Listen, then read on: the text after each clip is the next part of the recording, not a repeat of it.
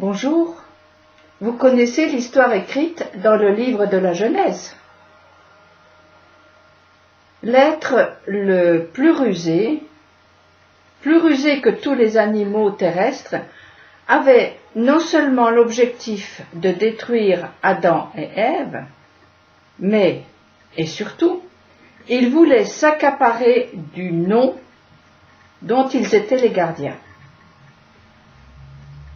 Ce nom que nous traduisons par le mot l'Éternel se calligraphie avec 4 consonnes hébraïques. Un Yud, un E, un Vav et un deuxième E. Le serpent est arrivé à s'accaparer des 2 dernières lettres de ce tétragramme, et fort heureusement pas les 2 premières, que nous utilisons dans l'expression Alléluia, loué soit Yah. J'ai parlé récemment de la figure du père et de la mère, qui doivent se réparer en chacun d'entre nous. Père et mère sont les représentants dans les mondes supérieurs des 2 premières lettres du nom divin. Aujourd'hui, je vais vous parler de la figure du fils et de la fille, dont l'équivalent, toujours dans les mondes supérieurs, sont les 2 dernières lettres du nom divin. Les 2 dernières lettres usurpées sont donc les figures du fils et de la fille qu'il faut retrouver non seulement pour que le nom soit un, mais surtout pour que l'Adam puisse se reconstruire. Ensemble, les 4 lettres sont, entre autres, le code source de la famille. C'est cette cellule que Abraham et Sarah ont eu la charge de reconstruire et qui sera la semence de la bénédiction de toutes les familles de la terre. Or, vous le savez, que ce soit en informatique, en chimie ou en biologie, une information mal codée devient une catastrophe. C'est donc sur la famille que repose la perpétuation du peuple, et c'est sur la famille que repose la reconstruction des nations après leur sortie d'Égypte respective. Ces informations, je les ai glanées dans les chants des maîtres des secrets de la Torah. L'être rusé, présent dès le commencement, ne cesse de se manifester sous différentes apparences telles que Amalek, Bilam, Hitler et aujourd'hui tous ceux qui veulent empêcher Israël de se constituer en une nation sur sa terre, sans oublier les faiseurs d'idéologies destructrices de la famille. Le nom, appelé dans le langage courant tétragramme, a été révélé à Moïse comme étant celui qui libérera les fils et les filles de Jacob des limites de l'esclavage. Et plus tard, ce nom se présentera comme celui qui fait sortir d'Égypte. J'ajouterai à cela qu'en Égypte, le serpent était l'animal protecteur de la royauté, et le pharaon était appelé le crocodile. Je me permets un jeu de mots. Crocodile, croqueur du Nil, celui qui dévorait les enfants des Hébreux. Ainsi, lorsqu'il est dit « Je suis l'Éternel ton Dieu qui t'ai fait sortir du pays d'Égypte, de la maison de servitude », cela est la promesse d'un futur que les croqueurs d'enfants, tels que les idéologies maléfiques actuelles, veulent nous priver. Sauf que depuis la nuit des temps, le nom est brisé à cause de la faute d'Adam et d'Ève. Les 2 premières lettres seules représentent un couple sans enfant, stérile comme l'étaient les matriarches. L'humain étant le responsable, c'est à lui de réparer. Le serpent a bien failli réussir son coup et faire disparaître l'homme, puisque Adam et Ève se sont séparés pendant 130 ans après avoir été chassés du jardin d'Éden. Lorsqu'ils se sont remis en couple pour reprendre enfin leur vocation de remplir la terre, ils ont mis au monde des frères qui vont s'entretuer, et toute la suite n'a été qu'enfantement de générations violentes qui s'autodétruisaient jusqu'à épuiser la patience de Dieu. Le nom est brisé, le code source est faussé, et les fils et les filles sont dans la gueule du serpent qui pond des œufs de haine et de violence. Le déluge mettra fin, enfin presque, à ce monde irrécupérable. Un des fils de Noé a repris le sale boulot du serpent, puisqu'il s'est attaqué à la procréation. La tradition rapporte qu'il a castré son père pour qu'il n'ait pas de 4e enfant qui, justement, aurait eu comme mission d'écraser la tête du serpent.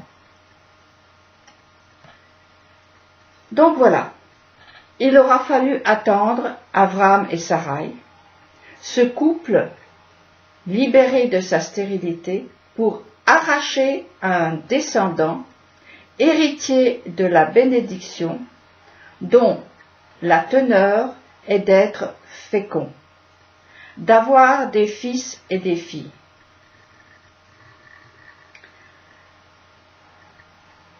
Ceci ayant été dit dès la création de l'homme. Dieu les bénit en leur disant « Croissez et multipliez, remplissez la terre et soumettez-la ».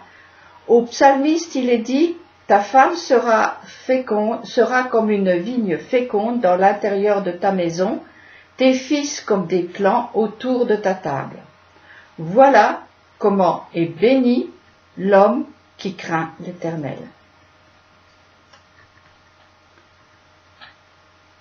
Pour chacun d'entre nous, certes, il y a le devoir de construire une famille extérieure, mais sa pérennité va dépendre de l'état de la famille intérieure que nous portons.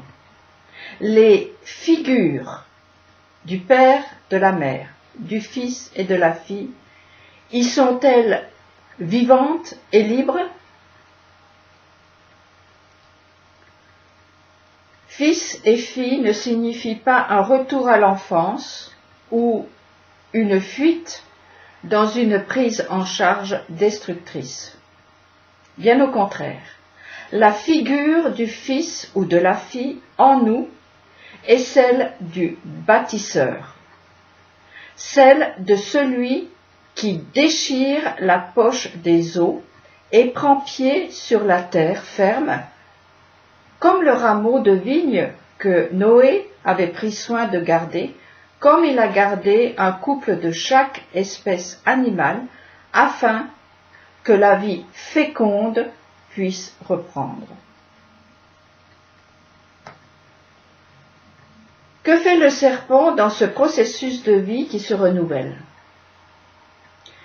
Il exploite son don de la ruse pour faire croire que toutes les solutions viennent de l'extérieur, que la lourdeur des entrailles qui se traduit par un sentiment de manque, de mal-être, d'angoisse, de tristesse ou de révolte se résorbera par l'extérieur.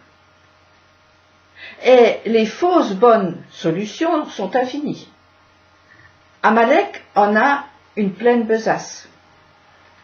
Il est toujours là, à l'affût de celui ou celle qui n'a pas la force de se tenir sur ses 2 jambes. Ces remèdes sont bon marché, mais avec le temps, ils s'avèrent très onéreux pour la construction de l'homme. Dès la naissance, le bébé a ce sentiment légitime à son niveau. Aussitôt que son ventre crie « famine », quelqu'un vient le satisfaire. Ce souvenir est tenace et ne nous quitte jamais complètement. C'est si facile. Et ça marchera, en partie, pour ceux qui se complaisent à ce niveau de croissance. Mais il est à souhaiter que cela ne marche pas du tout pour que le bébé devienne ce pourquoi il a été conçu, devenir un homme. Et pour devenir un homme, il n'y a qu'une seule démarche. Va vers toi, va plus loin, va vers Sarah, celle qui est à l'intérieur de toi. Il est dit à Abraham et Sarah, trop vieux pour espérer procréer, « Pour mon alliance, je la confirmerai sur Isaac, que Sarah t'enfantera à pareille époque l'année prochaine. » Ni Eliezer, le serviteur bien-aimé, ni Ismaël, fils de la servante fidèle, ne seront le fils héritier de la bénédiction qui est d'engendrer des rois, mais ce sera uniquement un fruit de leurs entrailles.